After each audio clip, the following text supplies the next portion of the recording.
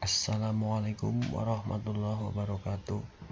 Pada kesempatan kali ini saya akan menyampaikan materi mata pelajaran pemeliharaan mesin sepeda motor pada KPM daring kali ini untuk yang pertama kali, yaitu untuk kelas 12 semester Gasal kompetensi keahlian teknik dan bisnis sepeda motor SMK Maarif 1 Kroya.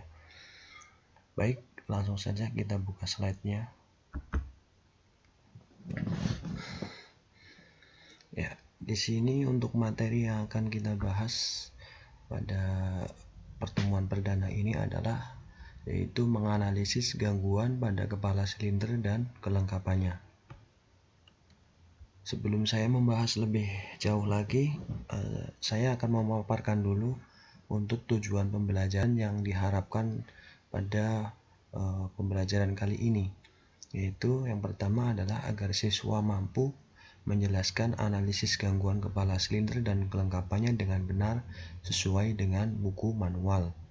Kemudian yang kedua, yaitu siswa mampu merinci gangguan pada kepala silinder dan kelengkapannya dengan tepat sesuai dengan buku manual. Kemudian yang ketiga, yaitu siswa mampu menjelaskan prosedur perbaikan pada kepala silinder sesuai dengan SOP-nya. Ya, kemudian yang keempat adalah siswa mampu menganalisa gangguan komponen kepala silinder dan kelengkapannya. Dan yang terakhir, yang kelima, tujuan dari pembelajaran ini adalah siswa mampu melaksanakan perbaikan pada kepala silinder dan kelengkapannya sesuai SOP dengan percaya diri sesuai buku manual. Untuk tujuan 1, 2, dan 3 ini masuk dalam aspek pengetahuan. Kemudian untuk tujuan pembelajaran yang keempat dan kelima ini masuknya dalam aspek keterampilan atau praktek. Baik, untuk selanjutnya saya akan memaparkan apa itu yang namanya kepala silinder. Ya, jadi dalam hal ini kepala silinder itu merupakan bagian mesin yang statis ya, atau yang disebut bagian mesin yang diam. Dan dia itu tidak bergerak. Jadi kepala silinder itu bertumpu pada yang namanya blok silinder di sini. Kemudian pada titik tumpunya itu nanti akan disekat oleh yang namanya gasket ya. Jadi gasket ini bahannya biasanya bukan dari bahan metal ya, atau boleh dikatakan logam tapi dengan kadar yang lunak. Nah, kemudian fungsi dari gasket itu sendiri yang pertama itu adalah untuk mencegah yang namanya kebocoran kompresi ya.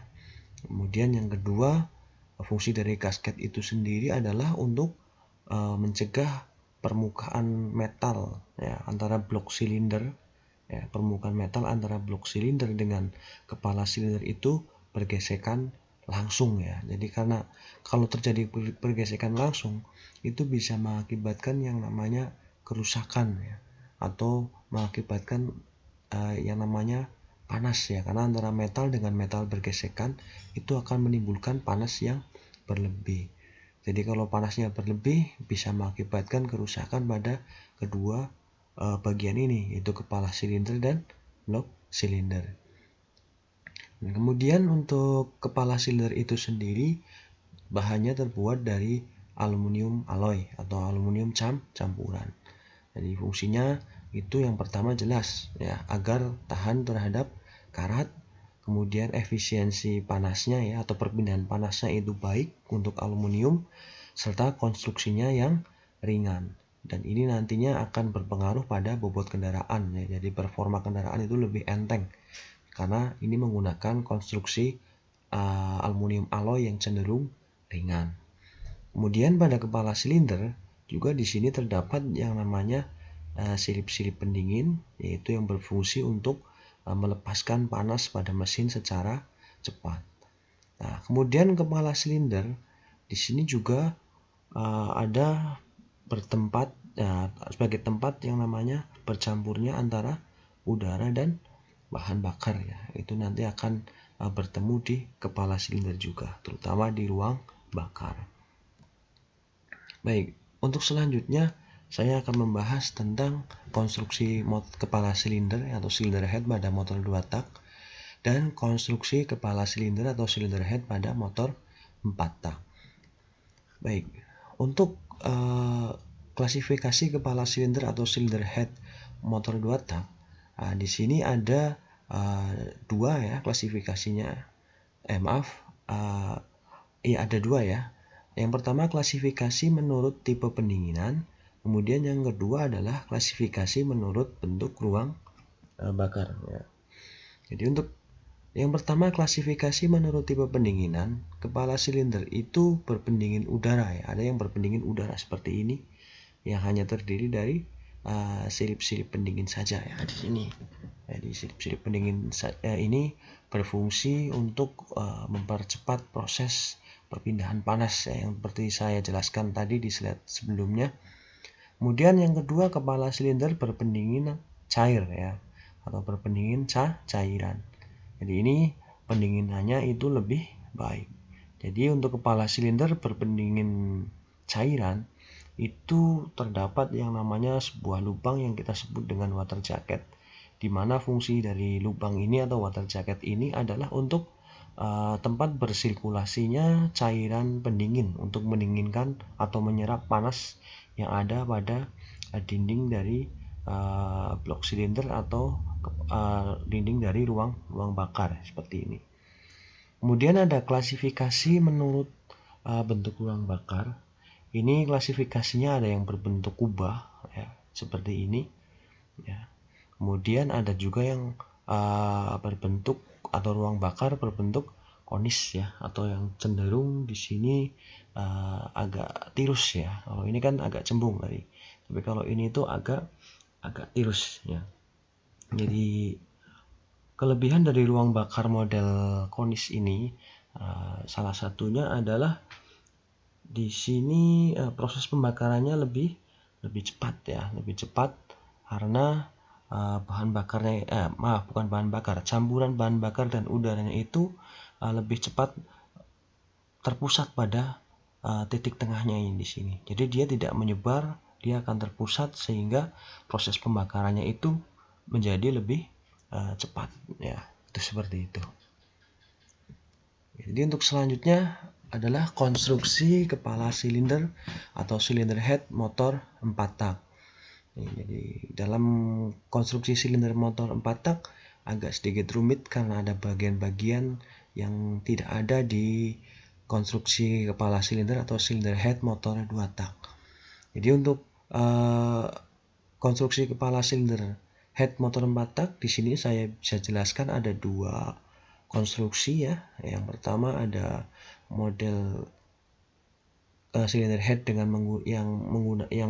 menggunakan katup atau menggunakan mekanisme katup SOHC atau single overhead camshaft. Hanya ada satu poros cam ya atau camshaft. Kemudian ada cylinder head dengan menggunakan mekanisme katup DOHC atau dua buah camshaft ya, atau double overhead camshaft. Jadi untuk selanjutnya, jadi untuk untuk kepala silinder motor 4 tak, di sini fungsinya bisa jadi di sini adalah untuk tempat dudukan antara klep masuk dan juga dudukan untuk klep buang. Ya, dan juga ada yang namanya ruang bakar di sini nantinya. Ya, jadi itu seperti itu. Jadi ada dudukan klep masuk ya. Kemudian ada juga dudukan klep buang serta ada ruang bakar. Kemudian untuk posisi camshaftnya itu berada di antara klep ya atau katup ya yang digerakkan nantinya oleh camchain. Ya, jadi yang menggerakkan camshaft ini adalah camchain melalui nantinya adalah sprocket ya, sprocket. Ya. Kemudian setelah itu ketika poros knock atau camshaftnya ini berputar, maka camshaftnya atau bagian knocknya ini nantinya akan menekan ya, bukan menekan, lebih tepatnya mendorong ya, akan mendorong yang namanya rocker arm. Nah kemudian rocker arm itu nantinya akan menekan batang katup, sehingga apa yang terjadi? katupnya nanti akan terbuka. Jadi siklusnya seperti itu. Sama seperti yang lainnya untuk silinder head atau kepala silinder motor 4 tak juga terbuat dari aluminium alloy ya, atau aluminium campuran. Nah, di sini nanti juga ada bagian yang harus presisi ya. Artinya harus fit, yaitu yang disebut dengan valve gate ya. Valve gate, kemudian ada juga yang disebut dengan valve seat ya. Valve gate atau valve seat ya, dan valve seat. Jadi untuk valve gate ini adalah tempat bekerjanya katup secara naik turun ya, naik turun. Jadi katup itu kan bekerjanya ketika membuka dia akan bergeser ke bawah, ketika menutup dia akan bergeser ke atas. Nah, kemudian ada yang disebut dengan valve seat. Jadi ini harus presisi alias harus juga rapat ya. Jadi kalau di sini tidak rapat menutupnya, itu bisa mengakibatkan kebocoran ya. Untuk kebocoran kompresi biasanya yang terjadi itu seperti itu. Oke, untuk selanjutnya untuk bagian-bagian utama atau bagian utama kepala silinder atau silinder head motor 4 tak ini ada 6 bagian utama. Yang pertama itu adalah mekanisme katup ya. Jadi di dalam silinder head ini nantinya tidak hanya katup X dan in saja, tapi ada mekanismenya, yaitu ada camshaft, kemudian ada katupnya, ya, ada rocker armnya, ya. Kemudian untuk selanjutnya adalah camshaft, jelas. Ya, di sini dalam kepala silinder itu ada camshaft, kemudian ada ruang bakar, ya, ada ruang bakar di sini. Nah, setelah itu ada dudukan busi, ya, ada dudukan businya dalam kepala silinder atau silinder head motor 4 tak. Jadi kalau tadi pada kepala silinder atau silinder head motor 2 tak dudukan businya itu ada di tengah ya, ada di tengah. Tapi kalau untuk motor 4 tak ada di pinggir ya, ada di pinggir. Yang umumnya itu kalau kita lihat ada di sebelah kanan ya, itu untuk dudukan businya. Nah, kemudian ada lubang masuk atau inlet port ya. Kemudian ada juga untuk lubang pembuangan atau exhaust port. Jadi kalau inlet port ini nanti lebih dekat dengan katup in ya, dengan katup in. Jadi kalau di kelas 2 dulu perbedaan antara secara dimensi katup in dan katup X apa? Iya, jadi untuk katup in itu dimensinya lebih lebar, sedangkan untuk katup X dimensinya lebih kecil. Jadi kalau untuk lubang masuk atau inlet port itu lebih dekat ke katup in. Sedangkan untuk lubang pembuangan atau exhaust port itu lebih dekat dengan katup X. Ya, jadi seperti itu. Saya rasa untuk pemaparan materi untuk pertemuan pertama kali ini saya cukupkan sampai di sini, dan jangan lupa untuk mengunduh materi yang sudah saya sampaikan tadi pada link deskripsi yang nanti atau yang saya tulis, dan kemudian kamu juga atau kalian juga harus mengisi link tentang pertanyaan singkat yang saya tulis di deskripsi di bawah ini. Oke, saya rasa cukup. Sekian dulu. Wassalamualaikum warahmatullahi wabarakatuh.